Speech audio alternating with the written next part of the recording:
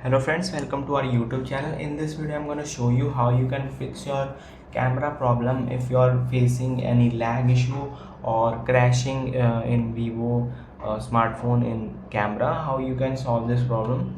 Before watching this video, if you have not subscribed to our YouTube channel, then subscribe to it and like our video. So let's start friends. First you have to open settings option and then go to apps option, and here is the camera option.